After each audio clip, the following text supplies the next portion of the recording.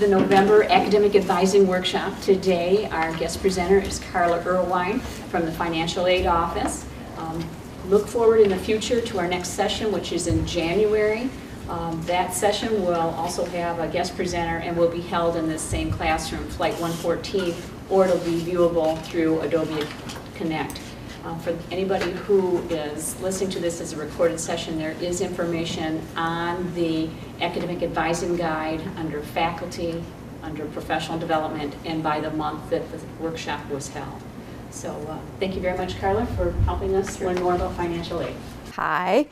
This is going to be a little change for me. Number one, I did this last year and just talked a lot. So to have a PowerPoint, it's visually probably a little bit nicer. I may fumble a little bit back and forth to be looking at that and looking at this, but hopefully the content is there and hopefully you're going to get what we're hoping that you get out of it. So again, it's all about satisfactory academic progress, SAP as we refer to it in financial aid. And as I just realized, I probably never put really an explanation of what this is. Now, I assume most of you know, but in case you don't, financial aid is required to have a policy in place that measures academic success based on certain components that we have set up that the federal government encourages us to have. So that's partly what we do. It's different than your academic assessment. This is for financial aid eligibility, and we've worked really hard to try and communicate that to the students so that they understand there is a distinction. So a year ago, we were in the midst of quite a big transition with our policy of going from students who had the ability to have some probationary time frames to being immediately suspended if they didn't meet the terms of our financial aid policy. So we've done a lot of training, and that's why I'm glad to see everybody here, especially some new faces. Partly it's just to give you some background and then to also just help you fill out that form and understand the need for why we're requiring them. So the learning outcomes, this is what we're hoping you will take away from this class today, is really understanding our process and knowing about the changes with the evaluation form and the audit form, and then to really understand the impact that an advisor does have on the students and their academic and financial aid issues and their involvement with that. So it's quite a push to get everybody on board and involved with, you know, helping the students complete their degree, and that's become quite the issue lately. Speaking of issues, these are our current issues that are facing our students, and this is the financial aid world. There have been changes to the Pell Grant limitations. We have students who have aggregate loan limits, and an aggregate loan limit means that the federal government allows students to borrow a finite amount of money in their whole college career. And this doesn't matter if they started 10 years ago and now they're back. They track that. It doesn't matter if it was here at Ferris or someplace else. So that is an issue. Student loan indebtedness, huge. This is becoming quite an issue, and I don't know, you're probably hopefully aware of some of the things that President Eisler has on the table. He's taken quite an interest in this and is trying to help financial aid, help students, help through academic advising to get students to complete their degree in a timely manner so that they aren't have so much loan debt when they're done. And then we'll talk about some of the changes in the academic progress policy. President Eisler's charge is to help contain costs and to minimize the student loan debt and improve the time to degree. So that's from that time that student comes in and to the point when he graduates. I know with the contain the costs, certainly trying to keep tuition down, and that, you know, as far as how much it goes up. I know the board just met and actually approved a 1.9% increase in the room and board rates for next year, which isn't bad. There we had a whole listing of, compared to other schools in Michigan, and ours was pretty low. So that was encouraging. So he's really trying to, you know, come up with ways to help students minimize their loan debt. And then there is a student loan task force, and it's our director in financial aid is involved with it, and so looking at different ways again to try and help reduce the loan debt that students have. What are we doing? We are going to most of the FSU 100 classes. This fall we've been created like a financial literacy, we call it money management, and dealing and talking to the students and answering the questions, because there was this kind of this aha moment that we present during orientation, and we felt like we were really hitting all the different places, emails, that type of thing. Realized usually we're talking to parents. And so all of a sudden these freshmen are coming in, or transfer students who haven't been here before, And we haven't actually talked to them. So by going into the FSU 100 classes, it's giving us an opportunity to let them hear, some of the things that they can be doing to help minimize their loan debt. We have a financial aid newsletter that we are using to communicate with faculty, staff on campus, so that it's just not students who are learning about this, it's everyone else. We have a student loan debt committee that I'm serving on, and we are looking at different ways, same thing, trying to help reduce the loan debt.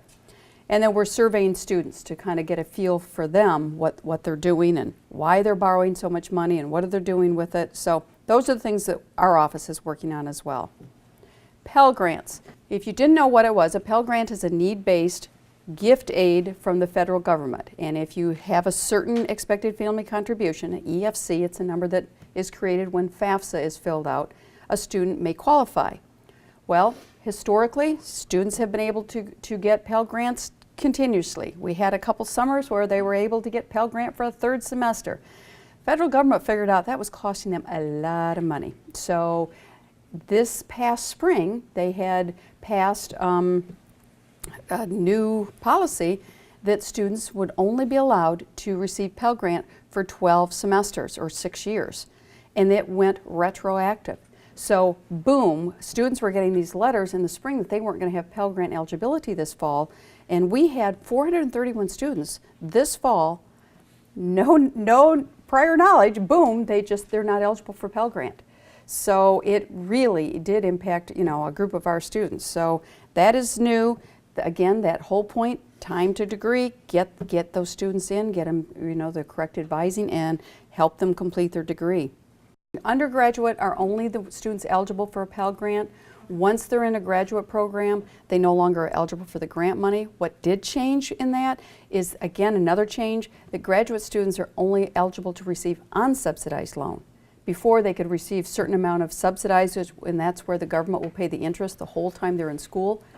But again, just this year that we're in, they took that away, cost them government a lot of money, so they only offer them unsubsidized. So they have their limit, and this is, there is a slide that actually shows those limits for graduate students. This is showing some of the lifetime limits for students, and a dependent student who typically is under 24, not married, no dependents. They can borrow up to $31,000 in the course of their time of being here at school. Typically $23,000 can be subsidized, and just to complete that one, the subsidized is where the government's going to pay the interest the whole time the student is in school. And this is, again, this is undergraduate at this point for that amount. So unsubsidized, the government will loan them the money, but interest is accruing while they're in school. So they always opt for the subsidized if they can. So an independent student can potentially borrow $57,500. Graduates can borrow $138,500, only unsubsidized at this point now. So just to kind of help you, we had 431 students who hit that Pell Grant limit, 733 that are at their lifetime limit, they can't borrow any more money. 161 of those are Pell Grant students, yeah. So they could have these unsubsidized for the undergrad under the independent at $57,000, and then they could go to grad school for an additional? No.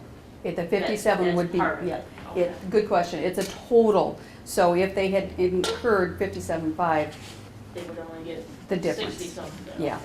Yes. What happens to these students when they reach their limit? They get pretty upset. They come begging, and truly, we don't have a lot of discretionary funds.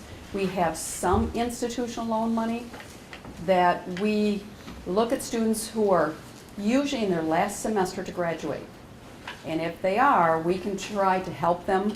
If the limit is like for an undergraduate student to be able to borrow an independent $12,500 for 2 semesters, well, our institutional loan, we're giving out maybe $4,000 for a year. So that isn't the answer, and we're now, because of this that happened, our director did go to President Eisler to say, what are we going to do? And he couldn't come up with additional funding, and she made a decision that those institutional loan funds are not for these students. I mean, there are alternative loans that students can take out.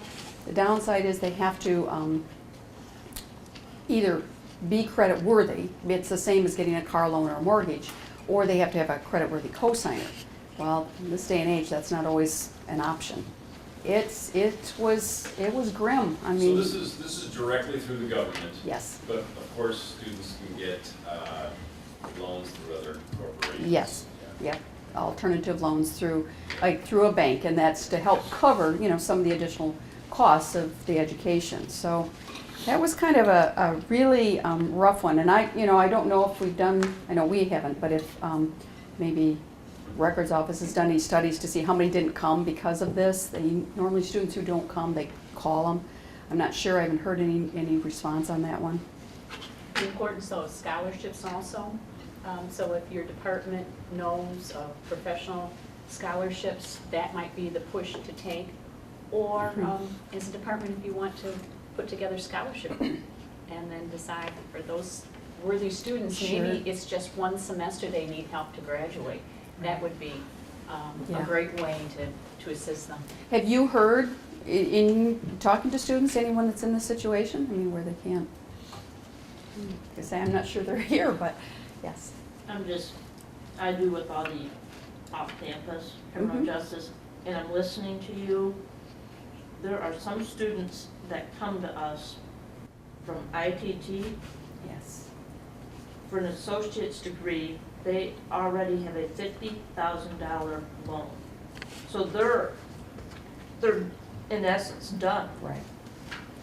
They usually can't complete the degree within that time frame if they only have $7,500 left. So,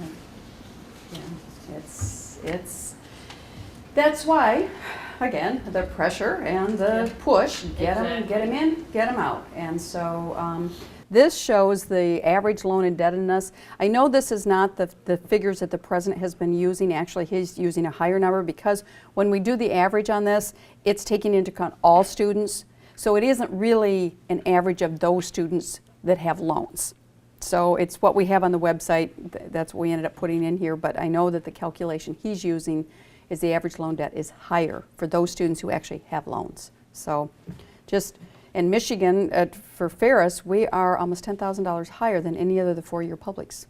So that's kind of what prompted, again, is his interest and saying, well, why do we have our students, having to borrow so much? They're a needier population than most of the other four-year publics. We do know that. Because of the associate degrees, they're coming in maybe differently. It's maybe not from an admission standpoint, but they're just different students than maybe some of the other colleges are getting. So it's a concern.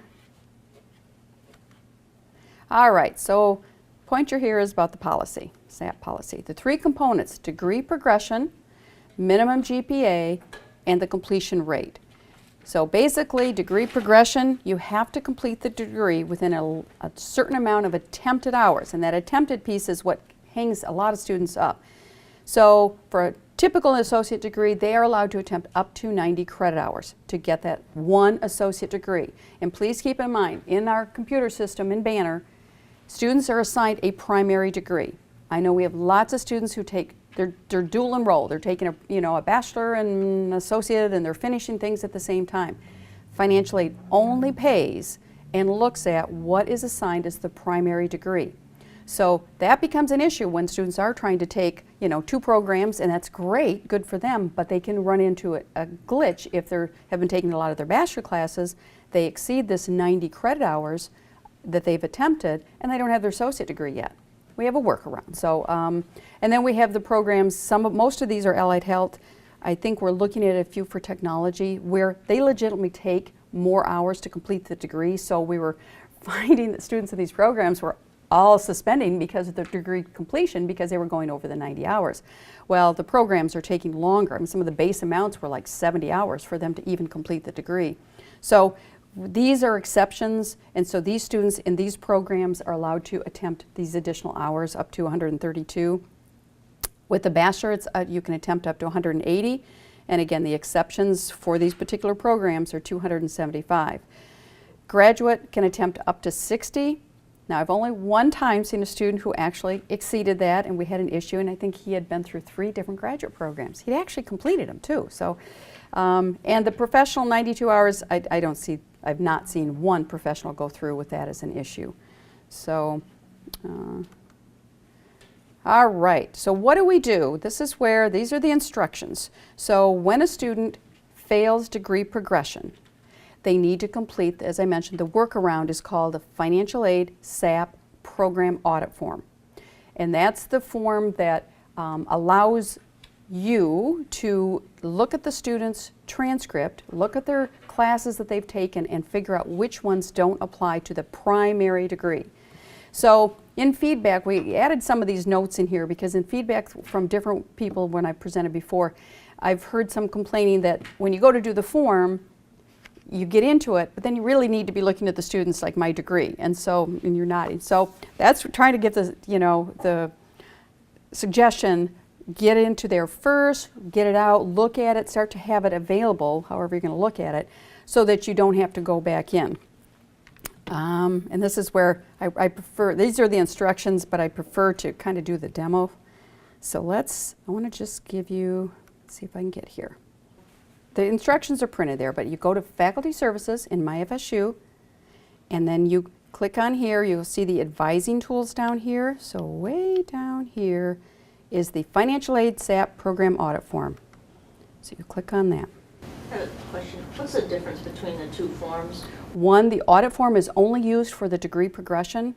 Students who are in that situation typically have just exceeded the allowable number of hours. Their grade point average is usually fine, and their completion rate is usually fine, but it's because they have too many hours. So that form, this form, is different. Okay. And they serve two different purposes. Would I ever deal with the other form? Am I only dealing with the audit form?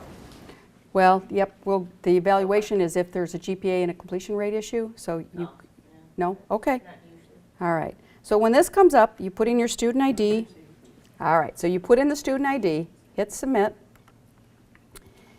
Double check, that's the student that I'm looking for, so hit submit again, which you've probably all done this. Okay, and I know it's big on the page, so that's one thing. Now what happens is, why it's important and why we talk about that primary degree is this information pre-populates. The student name, the ID based on that.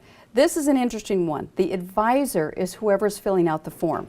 That caught me off guard because I'm going, I'm not the advisor when we first started doing it, but that was the way that it was built. So whoever's completing the form is showing up as the advisor.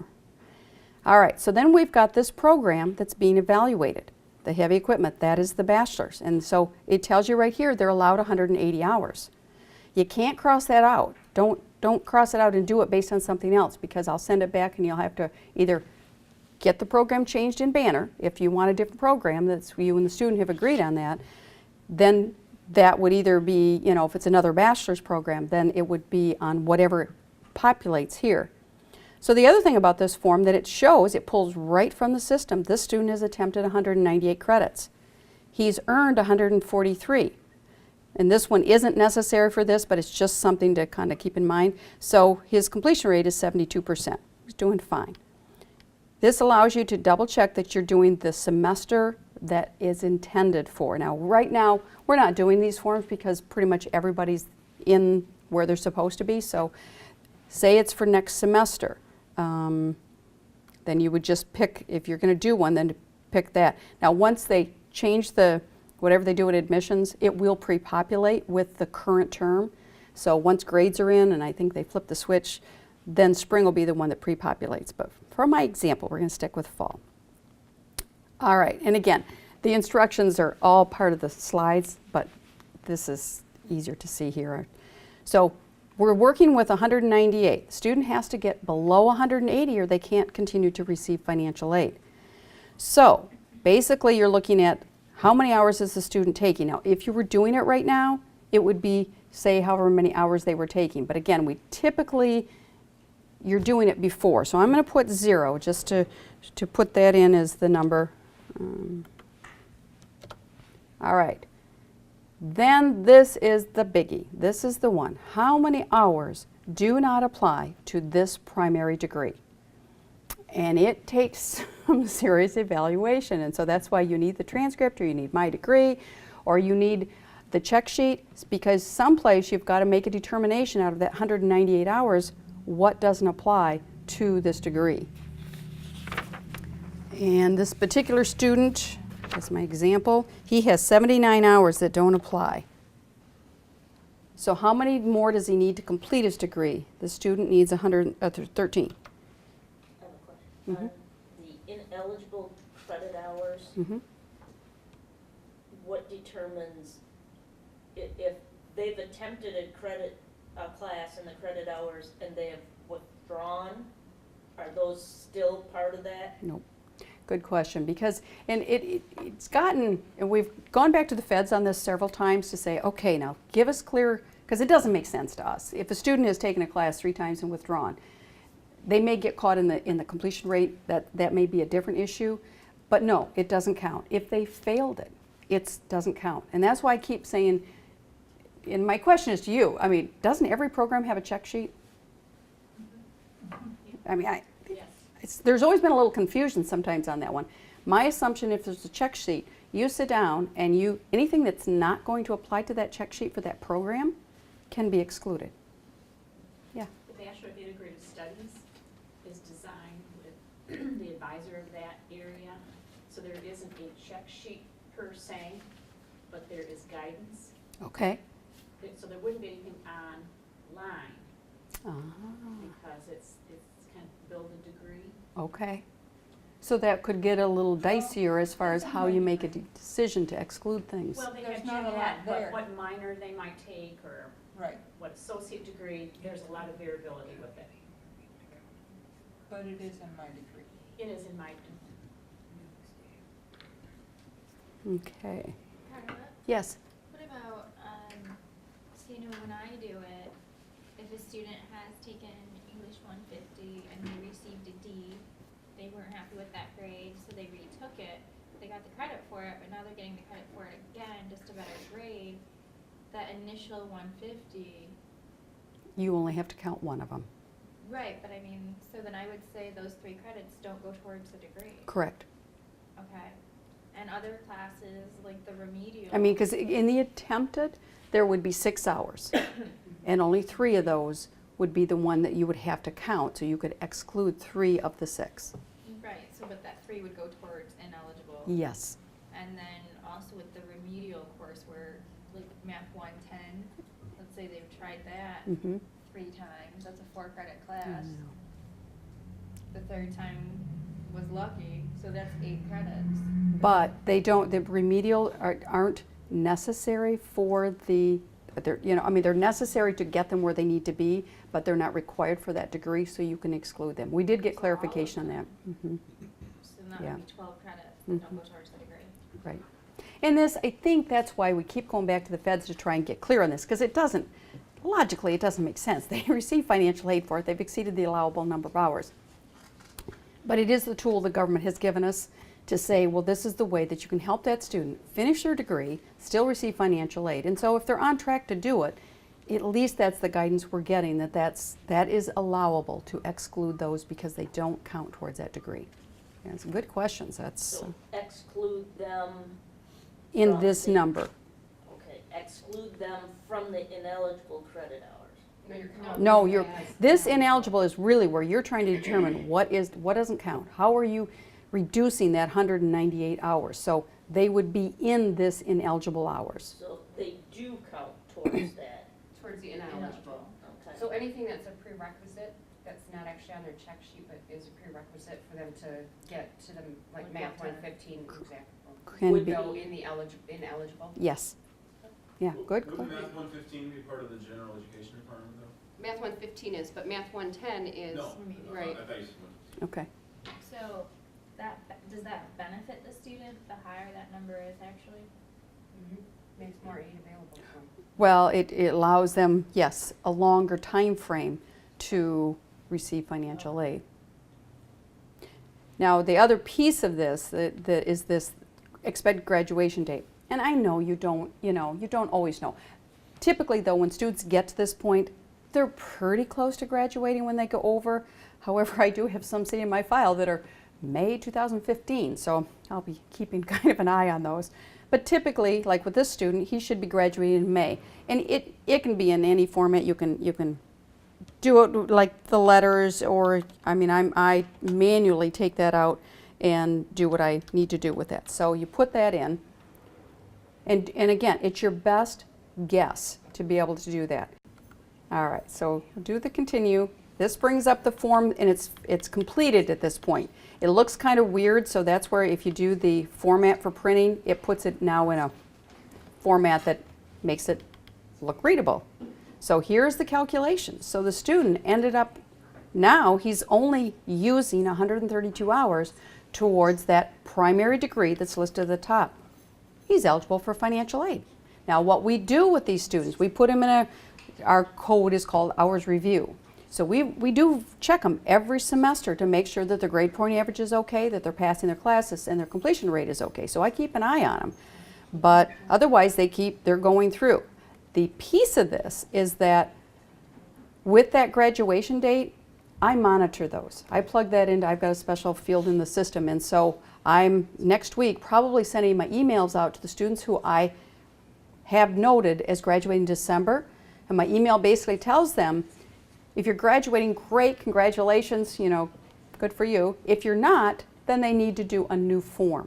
So I'd like to communicate that right now, because you could be, where I just said we aren't doing these, in the next week or probably after Thanksgiving, you could be getting some requests for students who now didn't graduate in December and they need an extra semester, or something has changed, and so I need a new form. And that's part of the federal government compliance, that we need to be able to document what's going on. So that's the other thing that will happen in April, is where when you fill this out, that's when they started to add this field here about current, the current semester hours. Because April, I will do the same thing. I will send out emails to students and say, you know, you're about ready to, you're supposed to graduate. If you're not, you need a new form. Well, then at that point, we don't have the total number, so you've got a total that's in the system based on the end of fall, and you have to add in here how many hours they're taking spring. It still calculates out, you still exclude anything, but that's the importance of that field right there.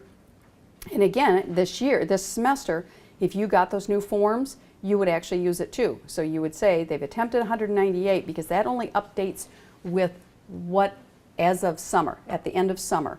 So now you would add in, if they were taking 12 this semester, it's a different calculation, and redo that total.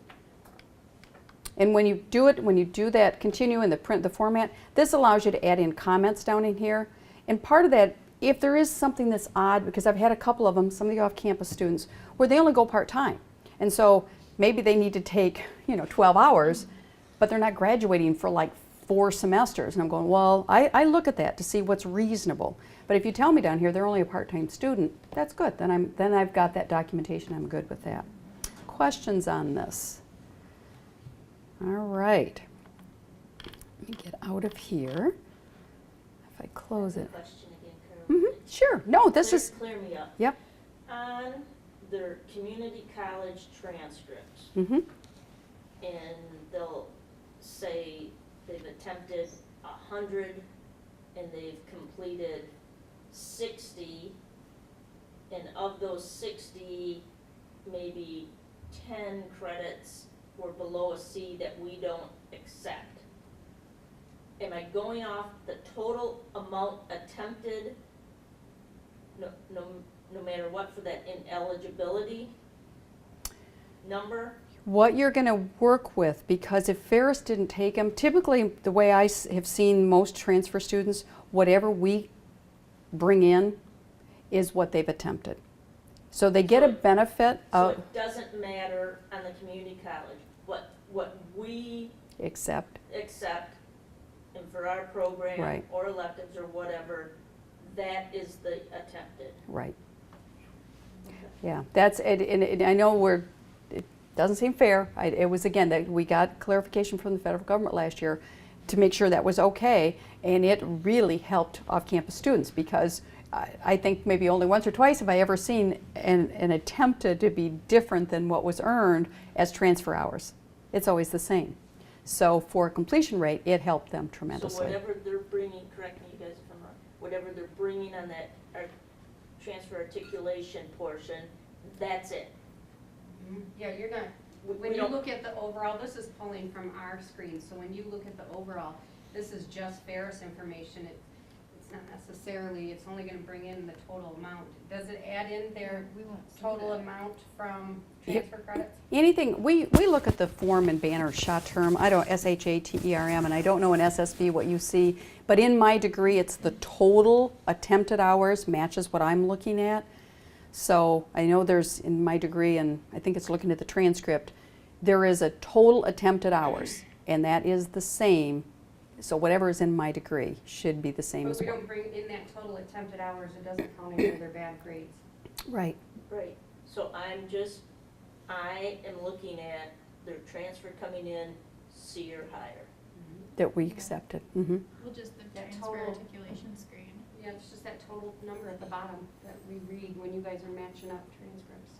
Okay. Because that doesn't bring anything else then, right? It only brings in what we've accepted, Right, whether it's elective or but post. some of those may not work, they may be ineligible, like Right. if they're transferring in a welding class and it's supposed to be criminal justice, they've still transferred those in, but it doesn't Doesn't go on the apply check to the sheet. degree. Right, so it would go into ineligible. Mhm. Okay, gotcha. It seems to me that a student would always be eligible for financial aid Yeah. using this form. No, believe it or not, they're not, because we have campus students who don't have any of the transfer credits that's buffering. They've changed programs a bunch. A lot of times we have associate degree students who haven't completed the associate degree. It's kind of the initial scenario I was saying. They're in a bachelor program. They're in the associate degree as their primary, but they're also taking classes toward their bachelor. Those are a fairly easy fix. If they're going to qualify for the bachelor anyway, then that's one of the workarounds. If the form isn't the option, then get them in a bachelor program, the one that they were intending. We don't want you to manipulate the system, because if they're not going to get in a bachelor program, they're still trying to finish an associate degree, and this form doesn't work, then they can't receive financial aid. So we definitely don't want, we're not advocating that you manipulate a program just to keep them in financial aid. We definitely have students in the bachelor, I mean, that suspend because they've taken too many hours. It happens. Some of them I don't. guess I'm confused, because if you eliminate everything that's not on their check sheet, then it seems like it would always, Well, For off campus. historically, I don't know that people have understood this and done them correctly. yeah.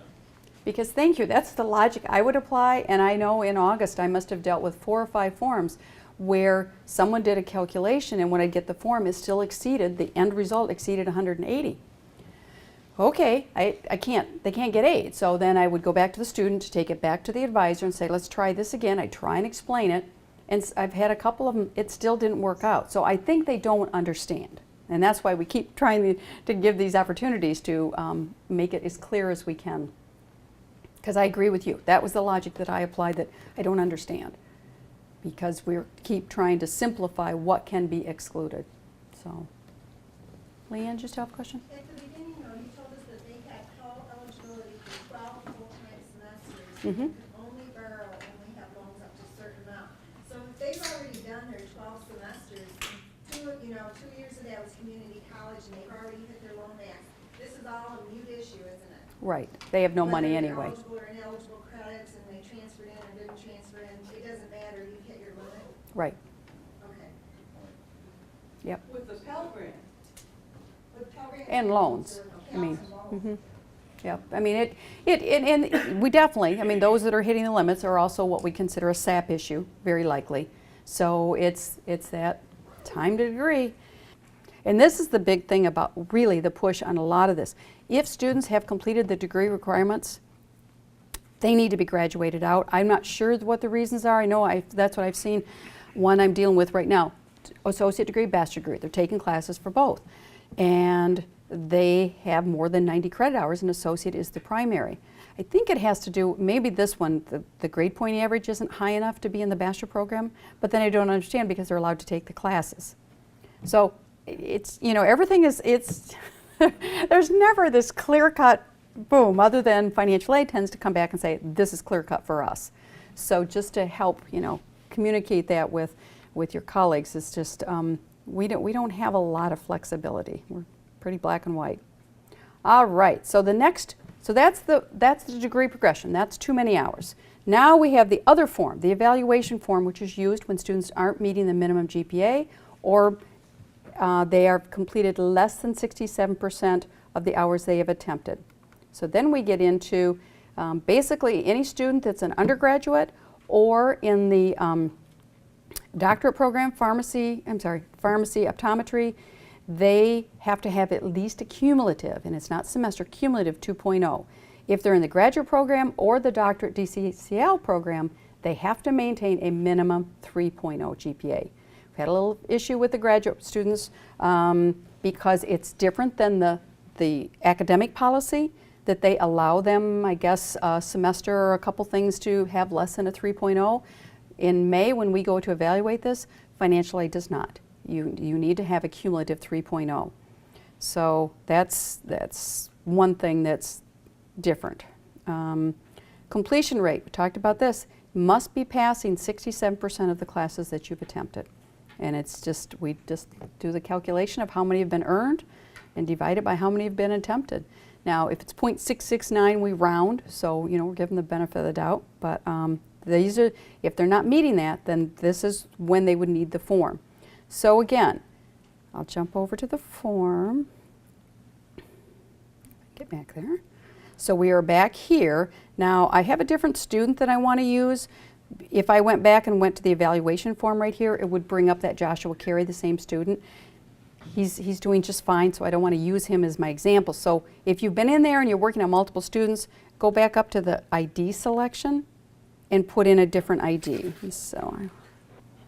And then down here, and I know, Deb, you had mentioned about sometimes they show up on the left-hand side. I think that's what you were saying. Mm-hmm. That's why, where they're still in the same place, but it's just what side? Okay. Yes, view, thank you, viewed differently. All right, so here we have Melissa, and again, this information all pre-populates. The date comes on this one, so we know her college and her program, but you can see that her completion rate is only 56%, we would round that. She's attempted 59 hours, she's earned 33. Come down here and say, oh, she's only got a 1.5. So she's got both things going on for her that's kind of an issue.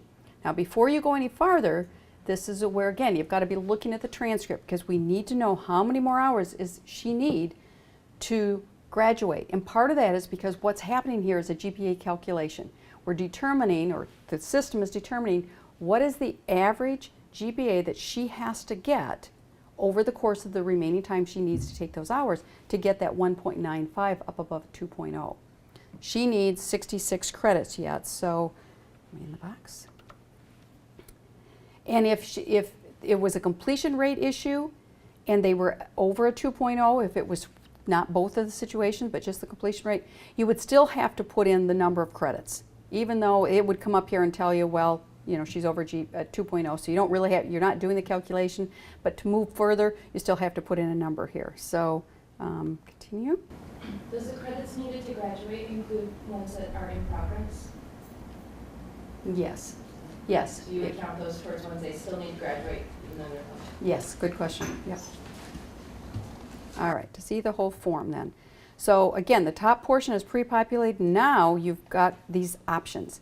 This is, when we started working with the educational counselors over a year ago, part of this was to come up with a way that creates an academic plan for students. This was one of the things that changed with the federal government in our policy, is they are requiring us to get collaboration with the academics and to say, there needs to be a different measuring tool to help determine whether the student has the potential to be successful. We crunch numbers, so we're not advising students. So at this point, this gives whoever is meeting with that student the opportunity to say, well, you need to take math. In fact, if that's what they needed to do, you type in whatever the courses are you want them to take. I'll just use that as an example. Okay, so you could lay out the whole semester that they needed to take. We hold the student to that. If they're successful at the end of the semester and they move out of a probationary status, then we never look at this. But if they don't, then we come back to this and say, well, did you follow the plan? This is what you were recommended that you do. And so we really do look at that information. Now, this also tells the student that if they are dropping or failing a class, it may put them in some financial aid jeopardy, because we want them to know that if this is their plan and they start out with the classes, they probably need to complete them. So then it gives you the option of all these other things that you may want to recommend that they do. Like maybe they should do some of the study skills series. Maybe they need to go to the Academic Support Center for tutoring. You just click in here. Maybe they should do strategies for success. And anything else you want to recommend, this again is the tool between the advisor and the student. And so what we have student signature on here. We found that timing wise, when these went out after semester was over, students weren't really here available to sign them. And so we certainly accept them without the student signature. What I did is that before school started, a few days before school started, I made copies of all of these and I mailed them to the student. So every student had the opportunity to have their academic plan in front of them, and I did it soon enough so they had a chance, if on there it said they should take, you know, Math 115 and they didn't, that they had the opportunity to switch classes so that they were meeting the academic plan or checking with their advisor, you know, to see what the other choices would be. So they were given the chance to have this form. So again, academic signs it, and then you come on down here and you get format for printing. At this point, it's in like a text document. You can save it. You can email it to the student. You can print it, and that's what I typically get is this form just in a printed format. But that's everything that you've put, like your classes, wherever you've checked it, is on there. And so then it just comes to me, and I match that up with an appeal form. Questions on this one? Yeah. Well, actually, I just have a comment. Is it possible for the advisor of the student, because I know for my students, they get an email, and in the email it tells them which of the two forms they need. Whereas, you know, before today, I honestly didn't know the difference. Okay. And I would say, well, when you come to me in my advising with my students, you know, just make sure I know whether it's audit or evaluation. Mm-hmm. I mean, now I could go in and determine which one they actually need. However, is there a way that the advisor could be copied on that email to the student? Because I never know. The student has to contact me, and then they're like, I don't know, I just need this that thing filled out. And well, is it the audit form or the evaluation? I don't know, we'll go back to your email. Right. It, I mean, we do it in mass. I don't know how we would pick up the appropriate advisor. It's when they go through in the letter that they get or the email. It's done, you know, like a mass email that's all students that are in that category. If they need the evaluation or the grade point average, you know, they're told that. There is, we came up with, there is a web focus program that I may have mentioned before that was developed a year ago. It's got a few things, quirks in it, but it works for the most part pretty well. And that allows you to go in and find students that are on probation or suspended by college, and you can actually drill it down to department. Have you looked at it? Have you seen it? Yeah. Mm-hmm. So it, that would be, I mean, one thing that, and I don't know if you do web focus or if you can request someone to do it. Okay. Yeah. And so you know about that, Michelle. It's in web focus. It's under academic affairs, and it's RO0001RB. And that's anybody that has web focus access has the ability to run this and find out, again, students that are in your area that are either suspended, probation, you can find out the good ones. And I know we use that, and Deb, didn't they use that last year, a fair amount of departments, because they actually sent maybe some letters to the students who were on probation? I'm not sure. It's a great way of, you know, one-touch resource Mm-hmm. to get the information. Yep. So the academic advisor is listed in that report, in those reports? Yes, it's a field. A lot of it's like a dashboard, and you can kind of pick and choose the fields that you want to display, but advisor is one of them. Mm-hmm. So it's really, I use it, I actually, for my own purposes, but we actually have 170 students that are active on probation this fall. So compared to where we were a year ago, that's not bad at all. And I had an aha moment again the other day because I shared with Deb and I was telling my director, a year ago students were in a probationary semester, and the way it transitioned is students had not been suspended from financial aid, but because we could see that they weren't meeting the minimums, we put them in probation first before we suspended them. So everyone had a heads up, and we were looking at these 1,000 students that maybe were going to need these SAP audit forms or evaluation forms in December. Well, the aha moment happened when these students were initially suspended in May. They appealed, and so then they were given this fall as probation. Well, if they do not meet the minimum requirements again, they go into a second suspension, which really does not encourage them to appeal. They're done with their financial aid eligibility, and that's why it's very important that they understand academically they may be fine, but they did not meet the minimum requirements for their financial aid eligibility. So, will we take an appeal? Of course we'll take an appeal, and we will look at it. There's always extenuating circumstances, and that's why I did want you to pick up a copy of that appeal form that you see what the student is given. The student has that appeal form that they go get on our financial aid website, and that's the place it starts. So in my evaluation, I start with that appeal form that comes from the student and whatever information I get from you, and I match them up. When I get the two pieces together is when I actually look at it. I never look at it before. So it shouldn't be a overwhelming volume of students who are going to be requesting these forms. So it's going to make my Christmas better. Well, the other thing that always seems illogical to me is that they may be put up with financial aid at Ferris, but they can go to another institution and get it. Absolutely, Sharon. That is the kind of strange part about it, that because they're not getting it here does not mean they can't get it someplace else. Makes no sense, I know. But the upside is, what if they are those students who, just need to get their feet on the ground? They go to community college, they get their grade point average up, we let them back in. Now, just because they go someplace else is not a guarantee that we will give them financial aid again. I look at that transcript. So if they go to the community college and maybe they get, maybe they take 12 credits and they get 2 A's and 2 F's, I'm not approving their financial aid because they haven't shown that they can successfully complete 12 credit hours, which is kind of how we're looking at it. Now, if they went and completed 2 classes and got A's, then I'd say that's great, then do it again, because 12 is kind of the magic number. We're requiring them to complete 12 credit hours successfully, and then we will consider you for future financial aid. So that's our policy, and we've been sticking to it pretty much. I mean, again, there's always extenuating circumstances, but other questions on this form? This one? Yeah. Maybe not exactly on the form, Sure. but what's the timing of your sending the students an email? Is it a cycle? I mean, is it Yes. in the fall and in the spring, or if we're going to get to that, we'll... No, it's not in here.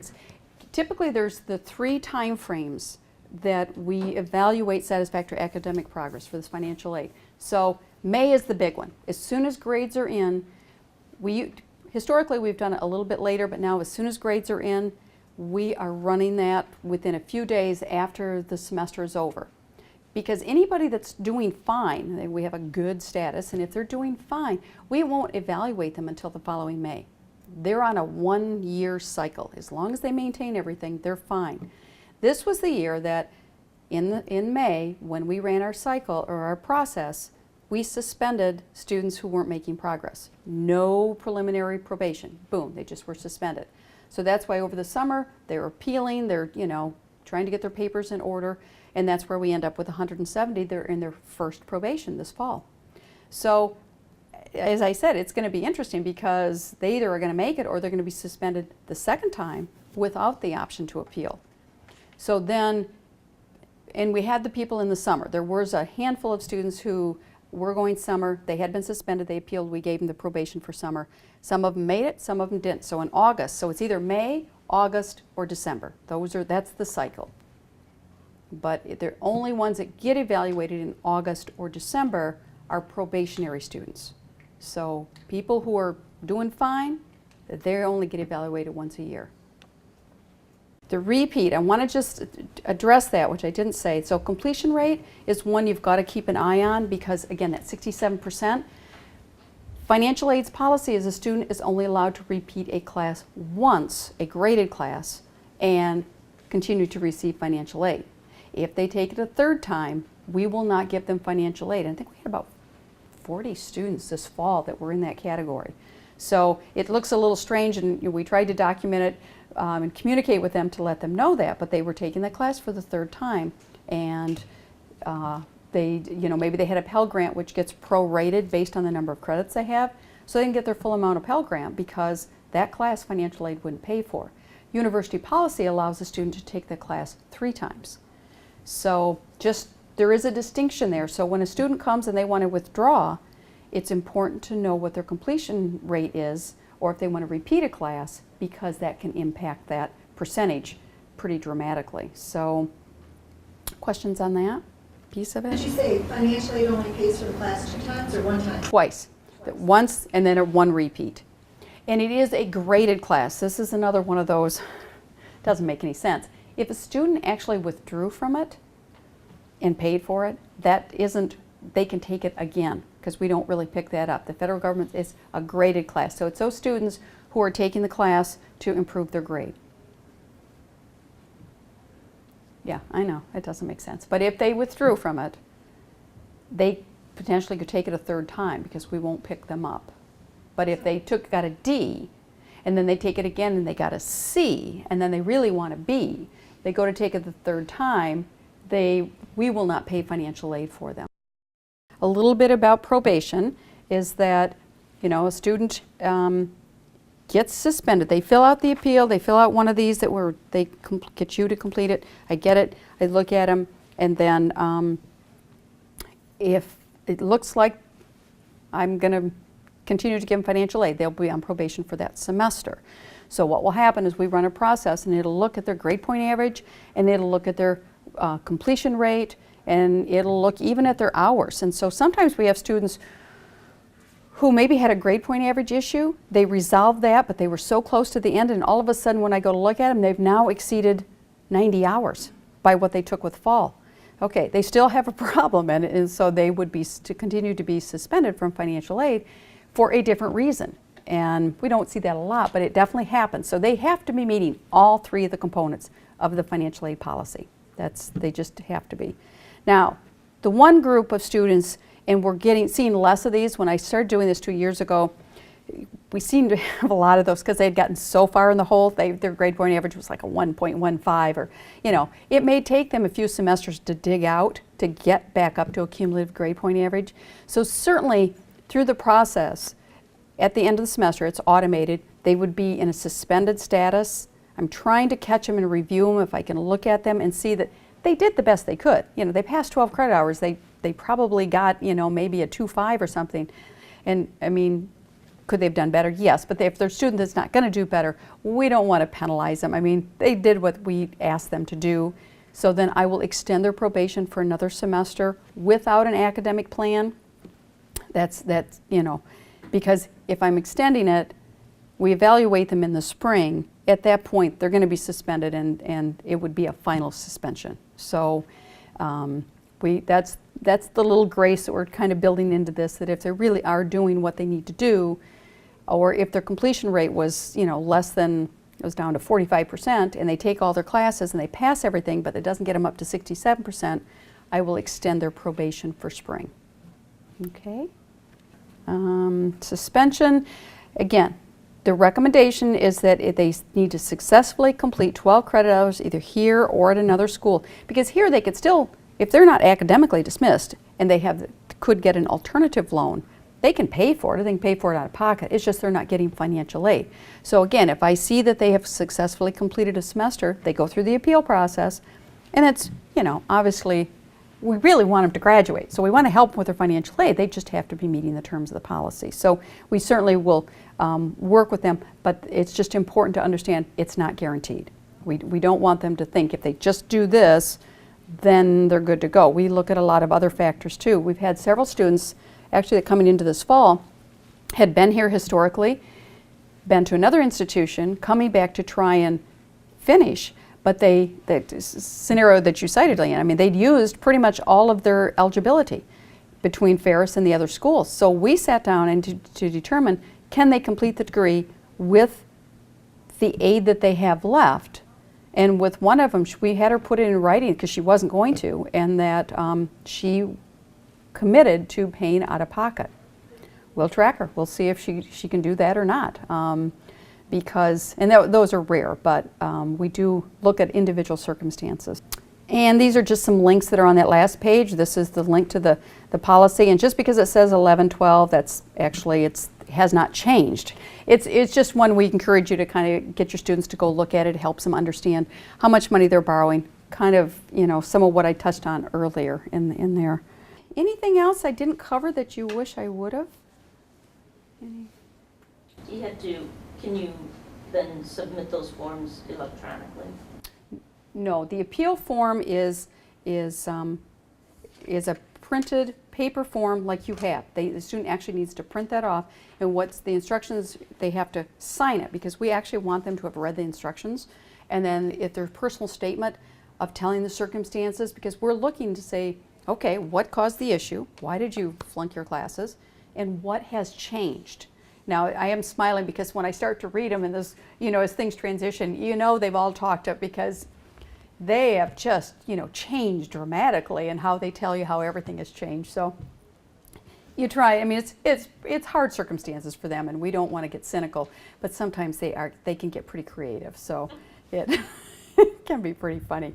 And then the form, when you say electronic, we don't accept, now we could do it on campus. So yeah, I've definitely gotten scanned copies of the evaluation, definitely from off campus. It could be attached, like I say, and that. But you can't fill in the form and send it to you? No, that's not there. Like the online consortium form, Right. You can't do that? Okay. Right, we're not there yet. Okay. It's again, so, but other suggestions, because, and truly, that, you know, I'm financial aid, Carla Erlewine, we're always looking for feedback. It's a year old now. We made that audit form a little more interactive, and so got feedback about, you know, well, I don't want to get into that form and then I have to go back to my degree. So we're trying to encourage everybody to understand that. So I'm always looking for ways to improve it, make it better. And my degree is still always an option that we're trying to kind of work with. Well, that is all I have. If you guys have other questions, I mean, really, at any point, just, you know, like I said, give me a call. I will be curious to know, you know, with these forms that go out, what feedback we'll get. So.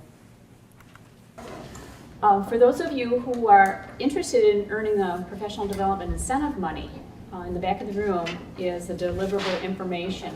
Carla was kind enough to provide names of students for both the evaluation form and the audit form.